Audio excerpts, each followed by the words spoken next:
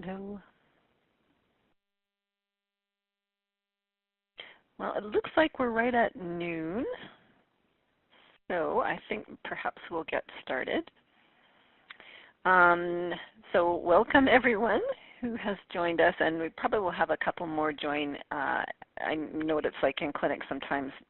Noon doesn't always, or lunchtime doesn't always happen right at the crack of noon. So we'll just start off with our introductory stuff, and then hopefully by the time we get to the meat of the session, we'll have everyone on. So we're here for the PACT Share and Learn session for Test Box 1. And of course the purpose of our Share and Learns is to hear back from the clinics, our innovation hubs, to help us develop what is going to be the PACT that is rolled out to the whole province. And so it's so important to us that we hear your feedback on what you've done, what you've tried, what you've learned. And so this particular hour, our hope is to kind of reverse the flow of information. So less from us to you and more from you to us. So after we get through this introductory part, we'll definitely be hoping to hear a lot from you. So hopefully no one's feeling shy. But if you are, of course, we do have the chat box on the side that we encourage you to use if you can't or don't want to speak out loud. But we do hope to hear from you as well. The agenda for the day, we're going to, after we do our introductory stuff here, we're going to hear a story from the field. So we'll be hearing from Edmonton Southside PCN clinics and sort of what's been going on as a whole there. We'll have a bit of time for discussion, and you can ask them some questions if you'd like.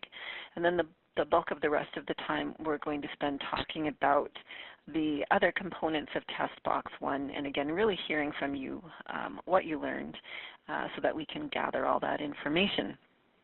At the end, we'll just give you a little bit of an update on what to expect coming up, and then we'll make sure that we have you off this call for sure by 1 o'clock sharp. So, again, just in case you've forgotten, our chat box is on the right-hand side of your screen. And if you want it to be shared to everybody, make sure in the Send To box that it says All Participants. If you're having a technical problem and you just want to send a message to someone to help you out with that, make sure it just says Host in the Send To box. And then, most importantly, I've done this before. I've typed in, and then I didn't hit send. So if you don't hit send, it won't actually go anywhere or be seen by anybody. So that's an important part of this step. Again, so anytime as we go, please feel free to use the chat box, and we will be kind of keeping an eye on what's in there. So as part of our welcome, oh, thank you, Jennifer. Yes, feel free to test out the chat box. And actually, we're going to ask you to use it right now. So one of the things, if you're on the phone line, we just ask if you can stay muted unless you are going to talk. And again, it's just *6, and that will mute you. And then *6 again will unmute you. And we recognize that it's not a super quick process, so we'll make sure we wait for 8 if we ask a question to allow you time to come in. So I can see some of you are already doing this. If you can type in the name of your clinic and who you are. And also, we want to make sure that we don't miss people who are attending in a group. So can you please type in the names of everybody who's gathered around the computer with you, just to make sure that we capture everybody. And again, the nice thing is whatever is typed into this chat box is saved. So we can look at it after and go through and see who all was there. So we'll just give you a few more minutes to type in there. I had to add the snowman today because that really does reflect our lives here. It sounds like south of central Alberta. We are getting snowed upon very heavily. Can everybody hear me? Mm-hmm. Okay, sorry, this is Dana from Alberta Health Services calling. I'm just calling. I do not have the ability on my computer because our system locks us out from participating or even seeing the chat box. So just FYI, if you have other AHS people on the line, they may have the same problem I do and won't be able to let you know that they're here. Okay. I'm wondering perhaps we can we can email you the slides, and then if you want to kind of follow along, would that I help? can see the slides. Oh, you can see the slides, you just can't chat. Box. Yeah, Oh, it said okay, that I gotcha. had to install something, and then once I tried to install it, my administration screen came up and blocked me. So tight security on our end here. So yes. I don't know. No, it's Paul. It's Jennifer here. Yeah. Oh, go ahead, Paul. I was just going to probably say the same thing that you are, Jennifer, that we can run through it if you like, Dana, in the future, so you can get all the functionality that you need. We've had I'm able to run a temporary application. It's a temporary one. Yep, it does give you that option. So I don't know if you wanted to try again, you may be able to run the temporary application. It's up to you. Otherwise, we can make do.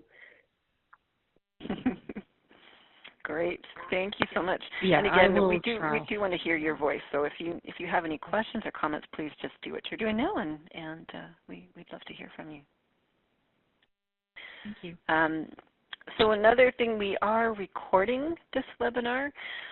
So if you have team members who are in, say, Mexico or other warm climes right now, lucky them, and if they want to hear what happened at this webinar when they get back, it will be on the website, and Jennifer's going to show you exactly where that is when we get to the end of the call today. So they don't have to miss out. They can have it all, the sun and the webinar. All right, it looks like our introductions here are slowing down, but if you haven't put your name in, please feel free. Just because I changed the slide, the box will continue on. All right, so I just wanted to take a moment and first of all say this was, I think, Riverside Medical Clinic.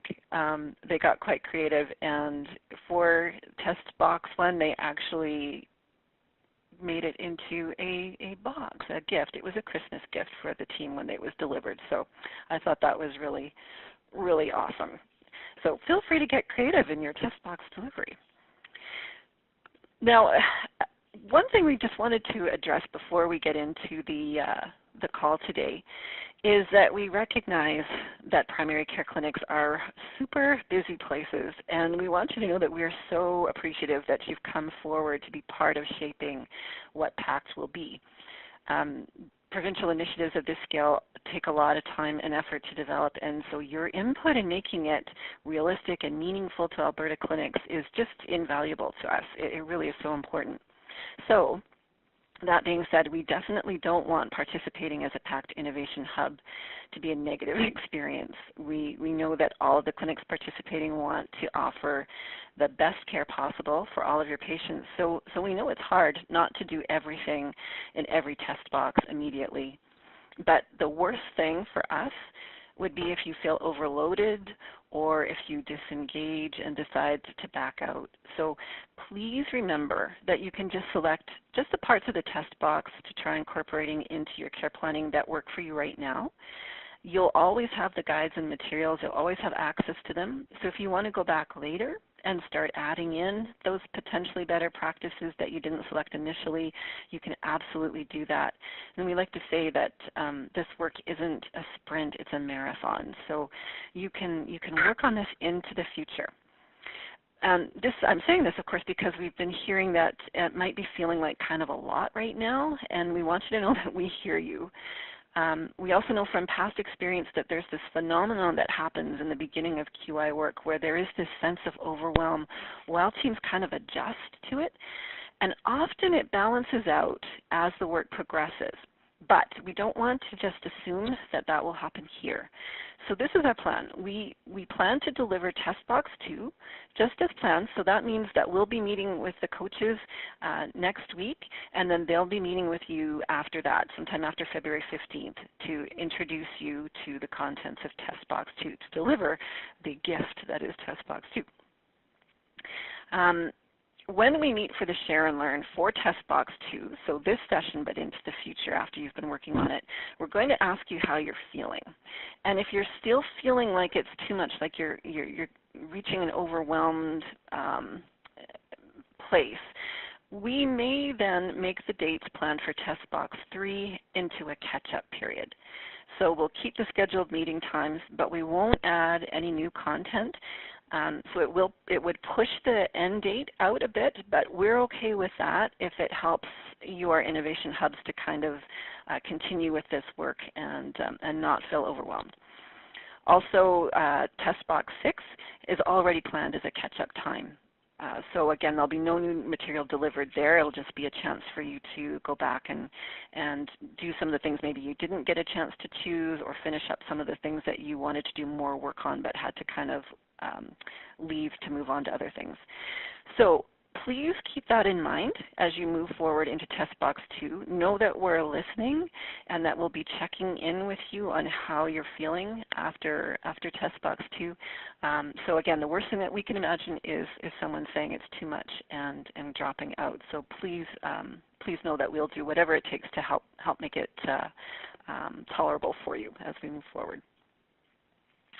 All right, without further ado then, we want to get to hearing from you. So we're going to start off with our story from the field for this Share and Learn. And so Stephanie Balco is a clinical improvement facilitator and a coach with the Edmonton Southside PCN. And there are 6 active clinics, I believe, that are participating in this work there. And so Stephanie is sort of representing the group and is going to talk a little bit about what they've done with test box 1. So Stephanie, I will drive the slides for you if that's okay, and you just let me know when to change. Sure, that sounds great. Thank you for the lovely introduction, Michelle. And I was just telling my colleagues sitting with me here in the room, it would be a much more painful process if we didn't love you all so much from top. So. Well, thank you. Okay, so I just wanted to talk about how PaCT kind of looks at our PCN. We hosted a workshop back in October. It was our first workshop where we had 7 clinic teams participate.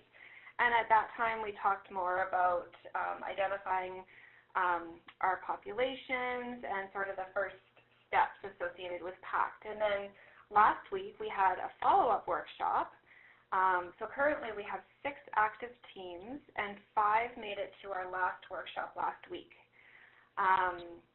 And so I'm just going to kind of run through a little bit of the workshop as it pertains to the first test box. So we kind of all gathered together, and we had a bit of an icebreaker and reintroduced all of ourselves. And then we started with what everyone's population was, and what steps did they take to identify them, and how did they engage their patients. And then we talked about what their intervention was, or their care redesign, and then what was a big win. And then, you know, to encourage collaboration and kind of cross-pollination between teams, we wanted to know, was there anything that they needed help with? And so we had kind of this nice opportunity for other teams that might have been further along to help you know, troubleshoot with some of the teams that weren't as further along, or conversely, you know, everyone has different things to offer throughout. So we kind of started our second workshop out with that, and then if you want to advance the slide.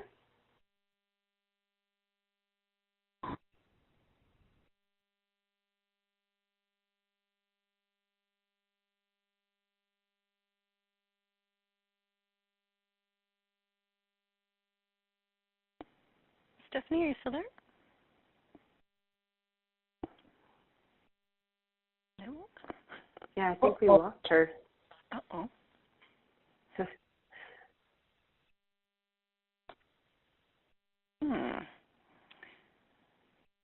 I'm just going to type into the chat box here in case she can see but not realize that. Just did. Hopefully people Okay. we should be able to see that.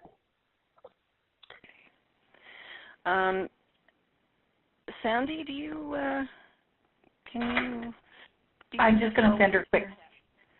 Okay, I'm just wondering, can you speak to this at all while we wait for her to? Sure. I hope I can. So really what they did at this second workshop was it was really a working evening for the teams that were there, and they worked on setting their aim statement.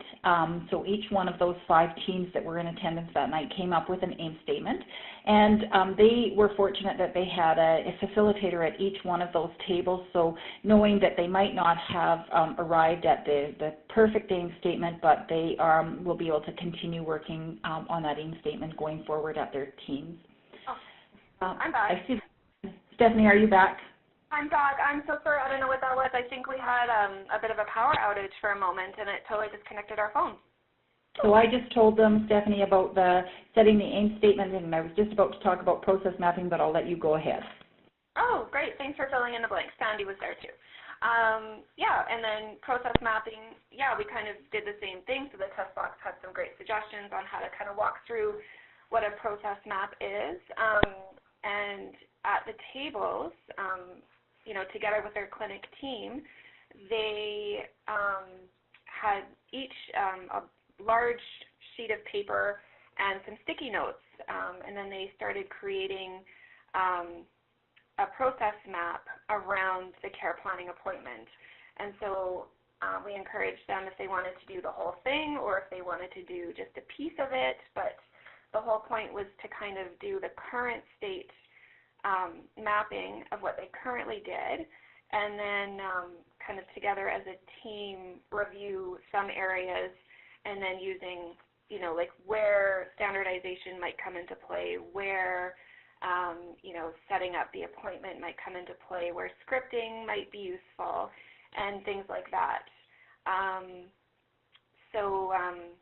And then, of course, to take it back to their physical clinic space and to validate it with other team members that weren't necessarily at the workshop, and to even ask a patient, is this reflective of what you experience when you come for your clinic visit? Sandy, do you have anything to add about that? No, I'm trying to talk on mute. No, it was an excellent job, and they were really engaged. I was so impressed, Stephanie, with that, because they had somebody there helping them. Every team that was there was totally engaged in this process. Yeah, and I think one of the advantages was it was 5 teams, which is a really nice size. There was a member from our improvement team at each table, so they really got that one-on-one support, guiding them through constructing the aim statement and the process map. So I think those are some great learnings for us moving forward. If you wanted to advance the slide.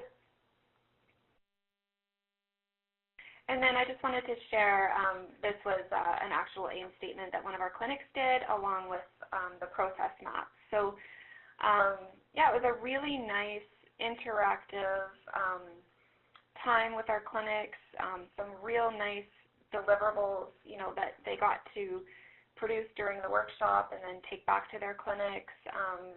This clinic in particular posted it on their wall and kind of in the lunchroom, yeah, just to kind of bring awareness to the project and to get others' feedback and involvement. So yeah, I don't know if anyone's interested in hearing the particular populations that our clinics are doing.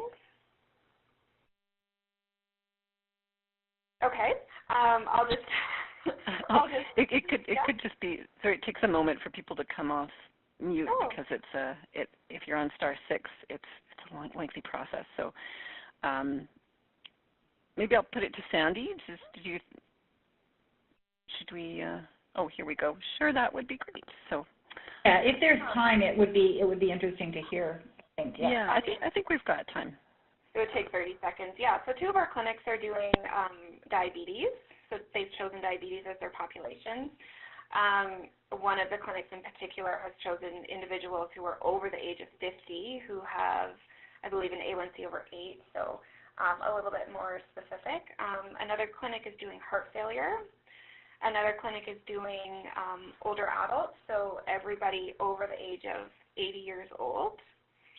And then they're actually moving into looking at their second population using the principles of PaCT to to do care planning around their opioid users. So that's very exciting coming up. Another clinic is doing hepatitis, and then another clinic is doing older adults with depression without dementia. So again, very specific. As a PCN, we are also hosting a PaCT workshop where the population has already been chosen, and that's opioid users. So very timely with everything that's happening in the news. We'll be using the MD snapshot and having someone speak about that, how they currently are, and different iterations of them moving forward, and how that might be helpful in caring for this population. So I think that about wraps it up for now.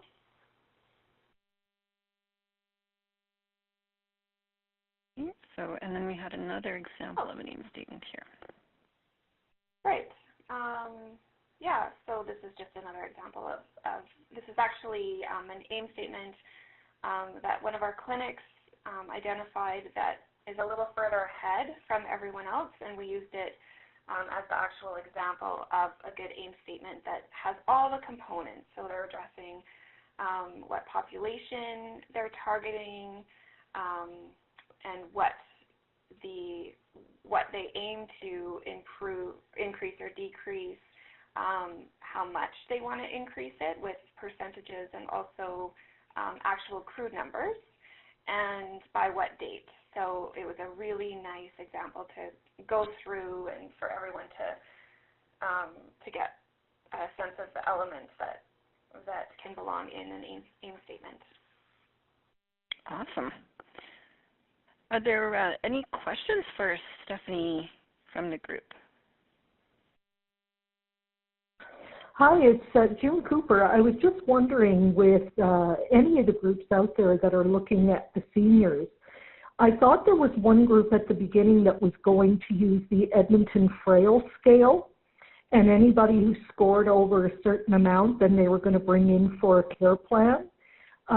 Did that come to fruition, or did they change their minds, or does anybody else use the frailty scale? It's really a super resource. June, it's Stephanie again. I can speak to that a little bit. That was not one of the inclusion criteria, if you will,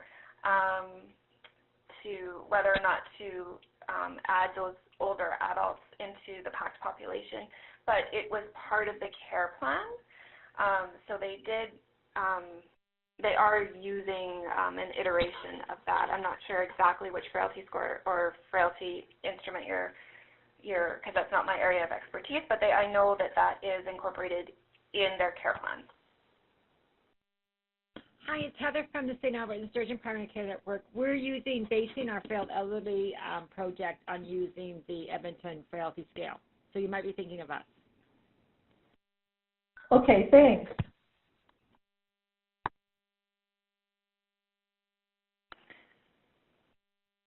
Any other questions for Stephanie? I see Charlotte had a question. Are the groups going to use care plan provided by PaCT? I think it definitely helped inform what was going to be on the care plan itself for this particular one. I think depending on the patient populations and the clinic teams, it's definitely a great starting point, and then they might add different elements as well.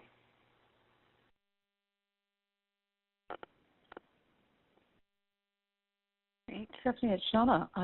Thank you for that. That's terrific to hear all the work that teams are doing together. I'm keen, when you looked at your process mapping and sort of the process for care planning, what were kind of the big aha moments and the big areas where they flagged, we want to try something different in your process? Well, it's really like the whole shared understanding. So as a collective, as a team, to kind of to understand as the patient goes through their care planning appointment, where different team members touch them. One of the big aha moments, one of our docs was there alone without his team, just because of childcare issues and things like that. And he was trying to do this process map on his own, and I think he vocalized at that moment, like, oh my gosh, well, I have no idea what this person does or this person does or how they're involved, and kind of really had that aha moment where he realized, like, that's all important, like important pieces of that they're kind of all working on this together, and that it's a team approach. Yes.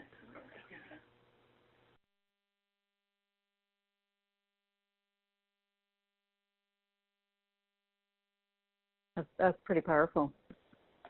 To have that kind of awareness of the power of the team, the impact of the team. I know that it's Jennifer here, and you had also mentioned that one of the other things with the process mapping was that opportunity to look for areas where scripting might be valuable. And just curious, was that something that the clinic teams did? Were there a number of opportunities, and what came out of that? I guess because we had limited time at the actual workshop, we didn't. It was just sort of one of the things that we mentioned to kind of like synthesize and kind of close off the process map conversation. So we just sort of armed them with things like as they were taking these process maps back to their clinics, and having other team members look at them to keep these certain things in mind, and scripting was one of those things. But I think at a few of the tables, yeah, and Leslie's nodding, she's with the Grey Nuns team, I think she definitely saw some opportunities that kind of glared out at her off the get-go.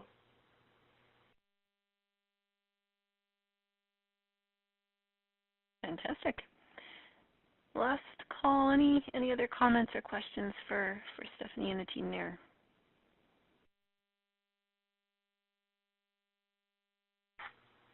Great job. Yeah, thanks so much. That was really, really interesting, and a perfect segue into the next section. So Jennifer is going to take it from here, and I think we'll see if we can pass the control to you so you can change your own slides. Otherwise, I'm happy to change them for you if that doesn't work. Oh, okay. Not sure exactly how to do that, but I'll try and take a stab. Thank you. Yeah, so as Michelle mentioned earlier in the call, that we're really keen to get some feedback from all of the innovation hubs and clinics on the contents of Test Box 1. And we're starting to use the term potentially better practices, as you see on the slide there, when referring to topic areas of content. So as you start to hear that more, you'll know now what we're referring to. So I'll just see if I can, if I change it there. Did that change for everybody else? Or was that only on my screen? No, it changed. Good job. Yay! Technology and I can be one at times. So for the team component, we had two potentially better practices, the aim statement and the current state process. And we just had Stephanie share some of the work that their team at Edmonton Southside had done. But we'd really like to hear from all of you. And if you wouldn't mind taking a minute, at least somebody from the clinics, to make a note in the chat box whether or not your team completed any activities in these two areas of potentially better practice. So if you could take a minute and do that. And also, we have a couple of questions, or a few questions on the slide. We'd love to hear from you. In doing any activities, what did you learn? What worked and what didn't? What suggestions do you have for us at PAC Central? So is there different ways that you think the concepts could be introduced? Do you have ideas for activities? We welcome your thoughts. Share them verbally or in the chat box. You'll just have to come off mute, *6, if you'd like to share verbally.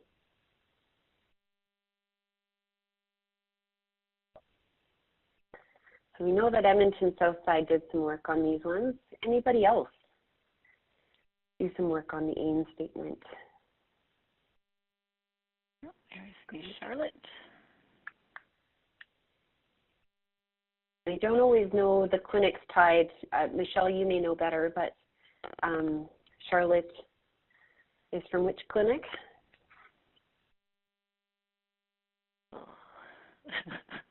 People can say which clinic. There we go. Oh, Vermilion. Thank you. Of course. Yes. Thank you. Anybody else?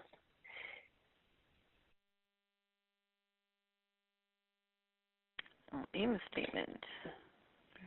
Laura and team. I know Riverside Clinic did one, but I don't believe they're calling in today. A lot of their staff, I believe, are away on vacation.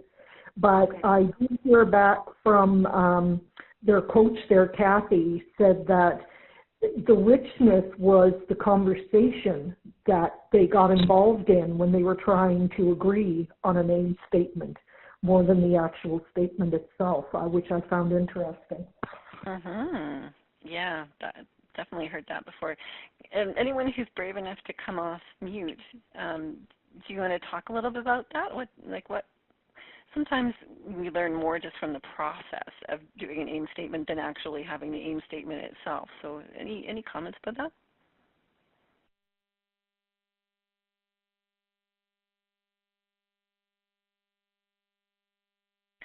This is very limiting as a facilitator, because normally you can give somebody the intense gaze and get them to talk, but we can't lock eyes on you. Okay, I'll throw something out here and see if I can get some feedback. Another comment that I've heard is that the coach felt that the team was agreeing on a statement that wasn't powerful enough. They were aiming a bit too low, but the team seemed hesitant or scared that if they aimed too high or got too aggressive, that then they wouldn't be able to accomplish that, and that would be distressing. Good point. Did anyone else experience that?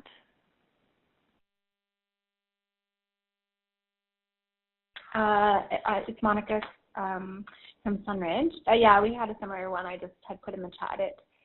It was hard for us to agree on a timeline, because it felt like a little bit, once we put it there, we had to commit to it. So it was a little bit, we had a discussion on how long we should actually put for a time period. And what did you say? Like, how did you broach that? I just said, just think realistically, taking all the factors in consideration, because they're a very big clinic. And so I said, just make it realistic, but put it that it's in a time frame where you just think of your first one. When could that be done by? So, and it helped. Yeah. And did you guys incorporate some check-in points that you could check in on how you guys are doing with meeting that aim, whether or not any revisions would be required based on, what is going on and how things were progressing? Yeah, it's a standing item on the agenda. So every meeting we have that check-in discussion just to monitor. Because I'm an off-site facilitator, I don't have that in the clinic touch with the team. So I think it's important just to make sure everyone's updated. And it's a very big, very large and busy clinic as well. So they often don't get time to touch base within the clinic. So we just want to make sure that we're all up to date and on the same page and informed. So, Monica, it's Carrie. I noticed in your chat too that you said you completed the current date process and realized the process was not standardized. There was a lot of depends, indicating that there was a variety of ways of it happening. Any additional comments? Because I know you were typing that. I think that part was a little bit overwhelming, again, because they're such a large clinic, and to complete a complex care plan right now, it's actually a 2-day process for the patient. So they're really, I think, looking at completely revamping it in terms of how to use your resources to the best and identifying who the right person should be at each step, because right now the healthcare management nurse does a lot of it when there's steps that she's doing that actually could be done by MOA or front reception.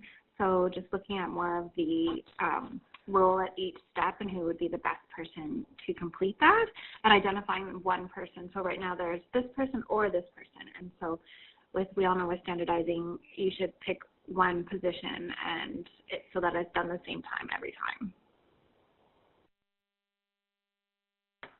Yeah, no, that's a really good point and a really valuable part of doing the process mapping. Did other groups find the same thing, where as they did the process map, recognizing that there were a lot of elements that maybe weren't standardized?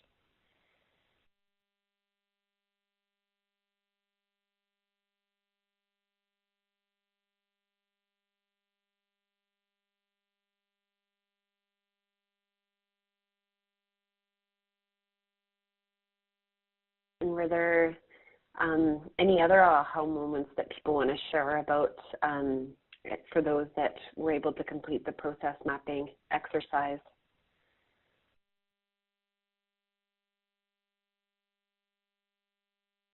I just have one more comment. It's Monica again. Yeah. Thanks, Monica. I just find sometimes this exercise, I love it. I mean, I'm a huge proponent of process mapping, and sometimes I find you really have to be clear in that there's no judgment or this. You should have a standardized process. I find it can be a little bit threatening when you first kind of introducing it to teams, because once the team starts to identify that something isn't standardized or something isn't happening the way they assumed it was happening, then sometimes they feel like it shouldn't be like that. So I've just been trying to really reassure that it's okay. This is just kind of the process. We're finding out what our current state is so that we can make improvements on that, not something that we assume that is happening. Yeah, that's a really good way to approach that conversation, kind of normalizing that this is, all part of the process, and good to have these check-ins at times. Does anybody have anything to share with regards to what was in the package? And did you find the information, the discussion questions and activities helpful to guide teams through that work in these two areas?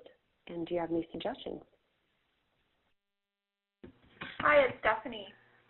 I think the example that you gave on PowerPoint was a great starting point, and then someone from our group suggested, well, why don't we just replicate what the PowerPoint is depicting with Post-it notes, because that's actually how we're going to be getting our teams to do it together interactively. So we found that very helpful.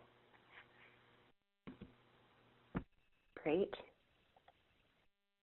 Anybody else?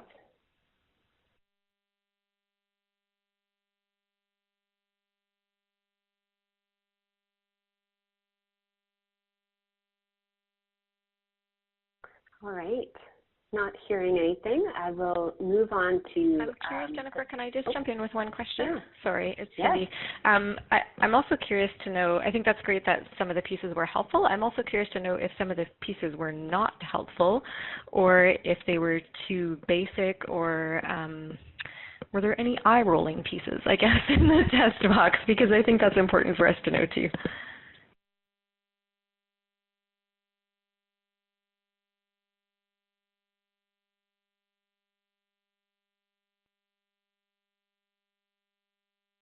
I'm going to go with the silence that either there were no pieces that people rolled their eyes at, or they're all just rolling their eyes at me now. Thanks. Hi, it's Angel from Southside PCM. Stephanie's just going, we made some notes yesterday, like we went through the test box in light of our experience to kind of think about what areas might have been useful or less useful. So, for example, where are we? we found a few things like in terms of like the checklist that you gave us, like writing the end statement, etc. Some stuff we probably would have had in a slightly different order. Like for example,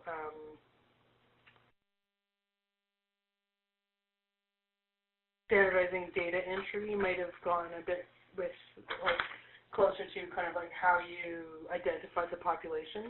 Like that might have flowed from identifying the population, and then actually what we need to do is standardize our data entry, because otherwise we can't pull lists effectively and things like that. So for us, I mean, everything was useful. We just might have moved the order around a little bit. So the order of the overall topics. Yeah, and I think like we only really knew that once we started using it. I think, you know, when we first got presented, it made perfect sense. I think actually in the act of doing the workshop and using that information, we realized, oh, actually we would have done that bit. Like we would, you know, like we would have put the standardizing data entry closer to, you know, writing an aim statement or identifying the population sort of thing.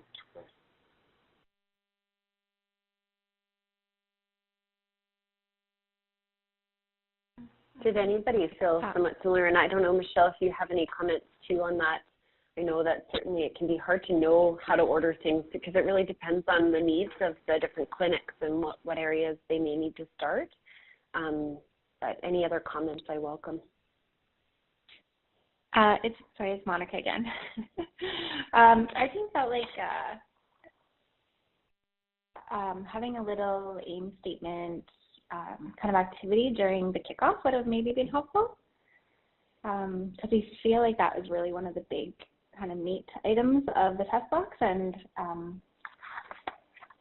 but because of everything else, it seems like it was a little bit rushed.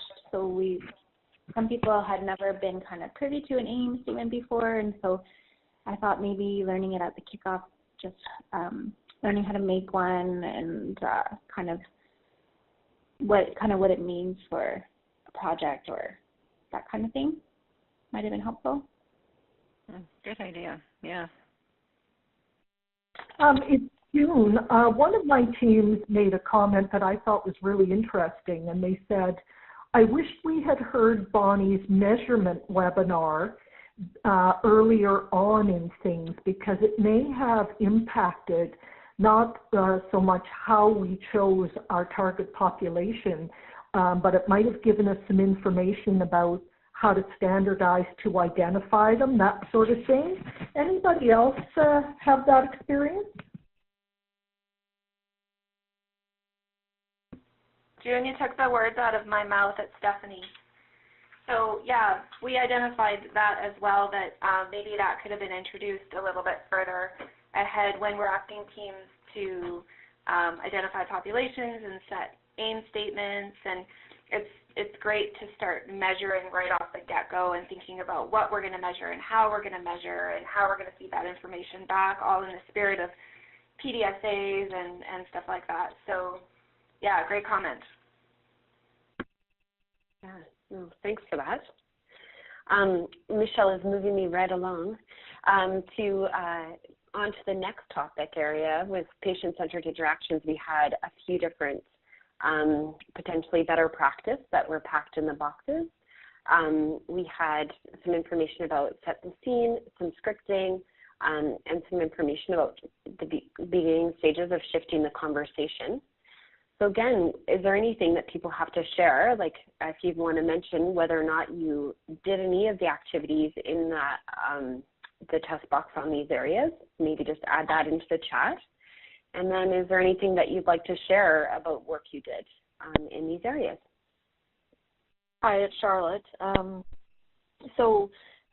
setting the scene, one of the things that came across as a barrier or concern for our team and the MOAs and how they were going to move people through the clinic was where we actually have our scale, like the weight scale, situated in the one area of the clinic where it's in the MOA's office, but that office is also being used for the physician when they're finished with the patient if they print something off the printer. So there was kind of a congestion happening with taking people in and out there. So we're looking at actually using a partition wall to take away some of the waiting room and put the scales out out there behind the petition wall so that we have better flow through the clinic. And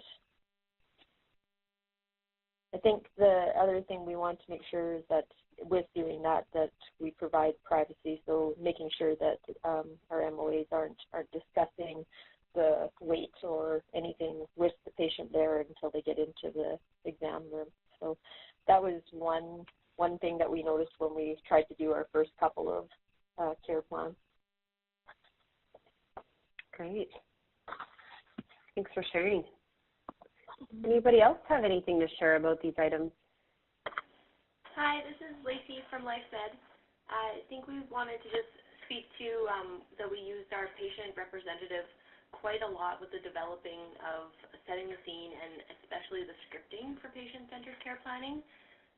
We utilized Al a lot in gleaming the process for our letter of invitation, for our initial conversation, for our follow-up conversation, and formatting how we wanted that initial consult to look like so that it would be most inviting and comfortable for the patient to attend.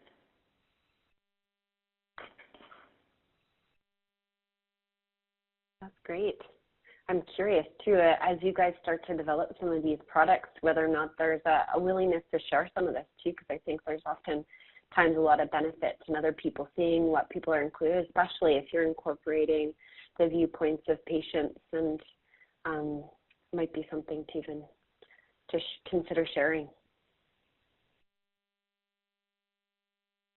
Anybody else have anything to share on these topics or suggestions on maybe how things could have been introduced differently in the test box, or any suggestions?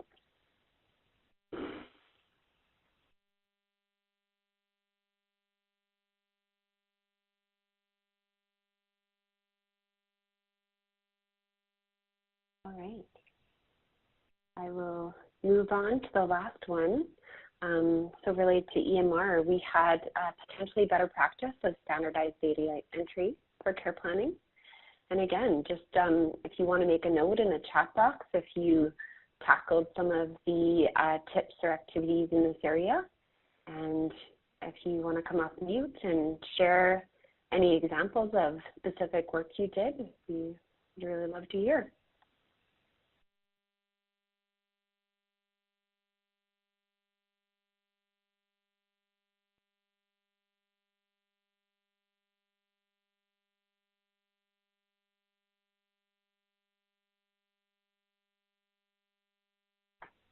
I believe it was Edmonton Southside earlier. You had mentioned that of reordering this to a bit earlier. So was it an activity that you ended up focusing on?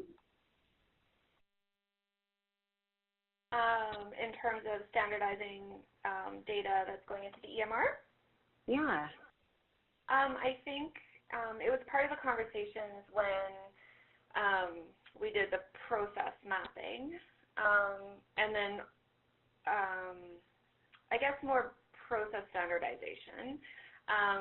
But this came to light very early on, I think, when we were kind of working with our teams, how they were going to identify the population, you know, if their population is individuals with diabetes, are they going to be pulling by diagnostic code, by medication, by problem list? And so it just conversations came about with, okay, well, how are we actually putting data into our EMR that's going to make it meaningful when we try to pull it out? So I think a lot of those conversations were happening very early on. In terms of the specifics for care planning and standardizing some of the data going right into the care plan, I'm not as intimately involved.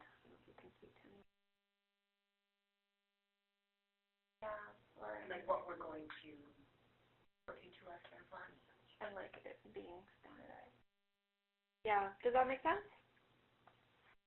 It sort of, for us, it sort of involves more discussion with the physician, with the care plan, and what they want for that certain population, and what they want to achieve at a visit, what tests need to be done. and that's what we incorporated into our care plans. Great, and that's where a lot of times it starts, right? That stimulation of conversation about those specific data elements that are probably most relevant and important. So it sounds like some initial work, starting with some discussion, and then more work to maybe be done in the future. I see that Charlotte and Monica added a few comments as well about some challenges, but the use of some of the ideas around flags.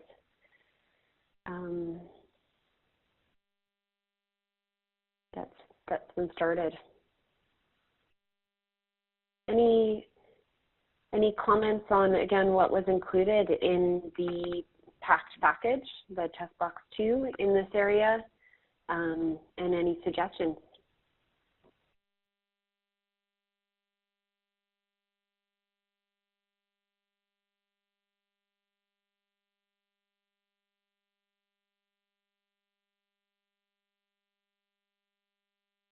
You may find that this one comes up, again, sometimes, standardized data entry doesn't have a lot of meaning until teams start trying to slice and dice their panels in more complex ways, and that's usually when lack of standardized data entry kind of rears its head, and then they have the aha moment like, oh, right, we're not going to be able to trust the information we get from these searches that we're running if we don't enter the data in a standardized way in the beginning. So sometimes this one is kind of a longer process to really see the value, especially when you're dealing with a big team, like you were talking about, Monica.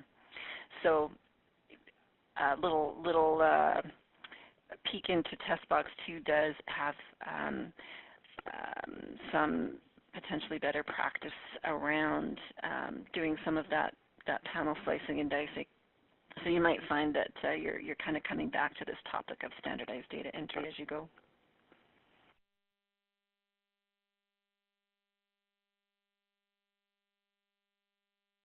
Awesome. Any other comments about test box 1 and the contents and these different potentially better practices before I move on to just showing you where to find things within the PaCT website?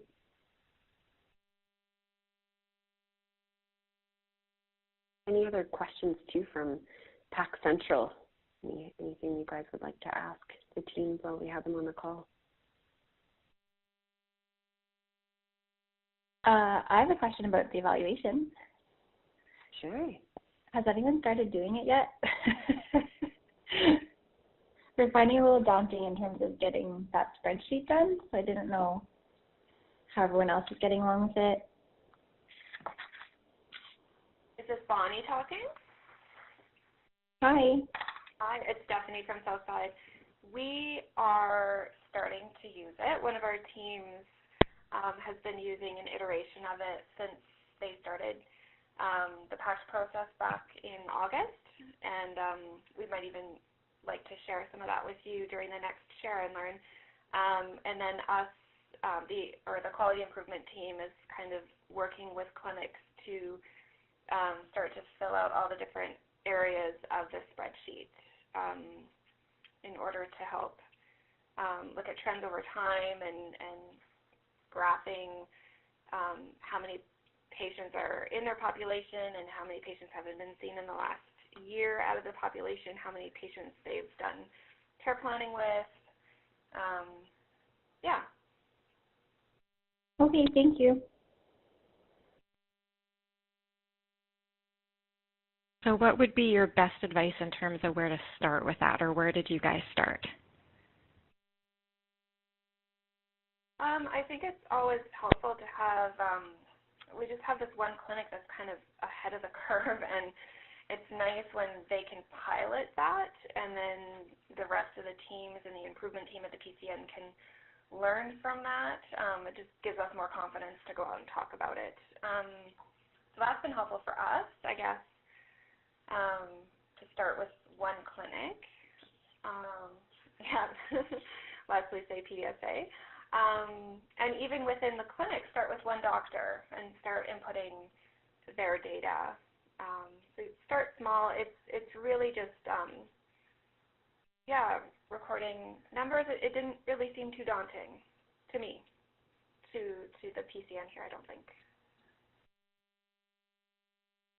Start small is awesome advice, yeah.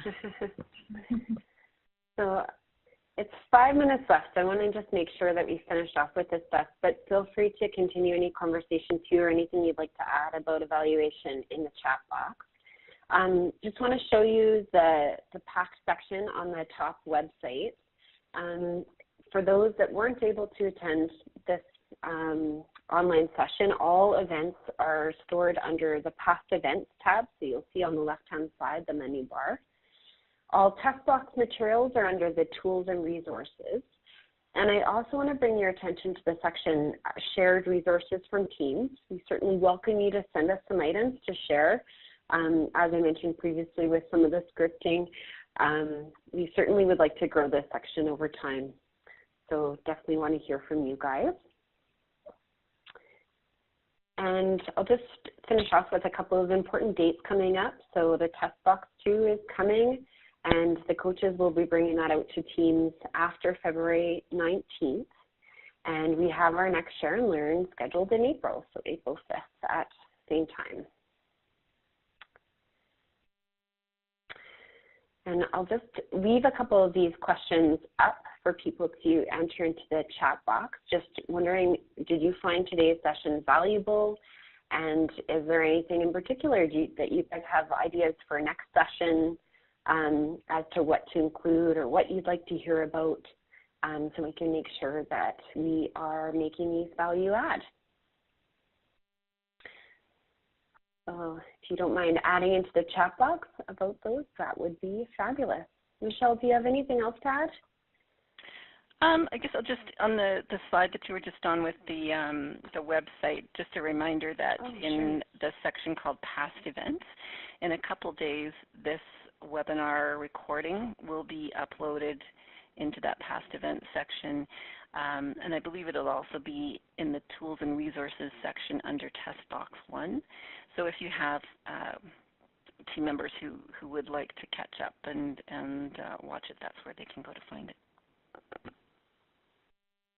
Hi, it's Stephanie here. I have a question. Can you go back one slide, please? About the times. So in my calendar, I have for February 15th that we're going to be talking about Test Box 2, but on your slide it says that the Test Box will be delivered after. I don't. That was my. So that you're right. The 15th is when the coaches will have their session on getting prepped for the delivery. But then we figured you probably won't be meeting with your clinics to deliver that until sometime after the 19th, just to give you a bit of time to kind of get yourselves familiar with it. And so that, but yeah, you're right. The 15th is when the actual session for the coaches will happen. Thanks for the clarification. Sorry about that. No problem. No, it's okay. I should have made that more clear.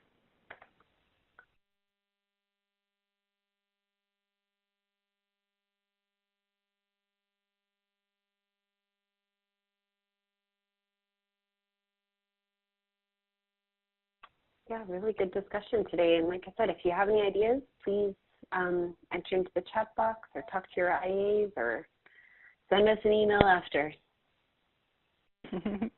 Thanks for your participation. Yeah, thanks, everyone, and we look forward to meeting with you again. Thanks.